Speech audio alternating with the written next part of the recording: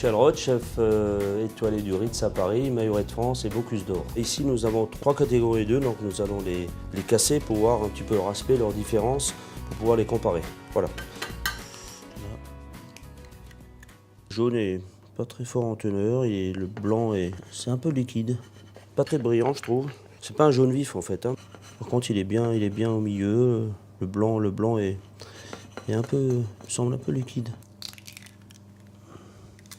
Alors là, on a un œuf qui est jaune, à peine présent, hein. Très très clair. La couleur du jaune est fade.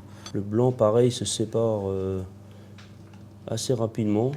On a l'impression que c'est liquide, qu'il ne tient pas beaucoup. Étonnant.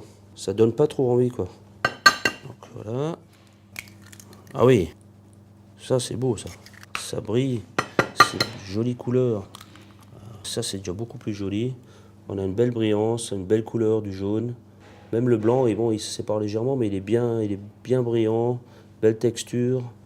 Ça donne envie de le cuisiner, celui-là. Très très beau. Vous voyez, là, je peux prendre le jaune œuf dans les mains et ça reste collé au blanc.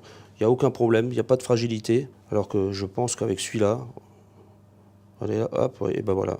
Casse, en fait, les poules ont été sans doute élevées différemment, avec une nourriture différente. Comme ça, à première vue, si je devrais choisir, je prendrais celui-là. Bonjour, Mickaël Féval, chef de cuisine, anciennement chef du restaurant Antoine, Paris, 1 étoile au guide Michelin. Un jaune un peu pâle, le blanc reste bien collé au jaune d'œuf, on le voit ici.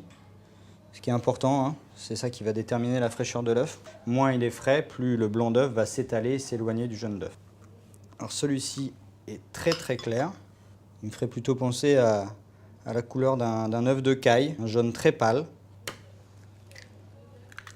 Alors là, la couleur, elle est plutôt jaune orangé. Ça serait plutôt pour moi la couleur que j'attends d'un jaune d'œuf, tout simplement parce que voilà, sur les trois, celui-ci me parle plus, il est plus appétissant, il correspond plus à ce qu'on connaît traditionnellement d'un jaune d'œuf.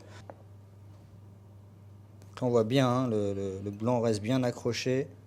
Donc, clairement, si on devait faire un classement, je mettrais celui-ci. Déjà, visuellement, il est plus appétissant.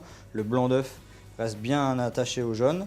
En deuxième, celui-ci, même chose, je ne sais pas si c'est un hasard, mais la couleur descend un petit peu et l'adhérence reste à peu près identique du blanc d'œuf.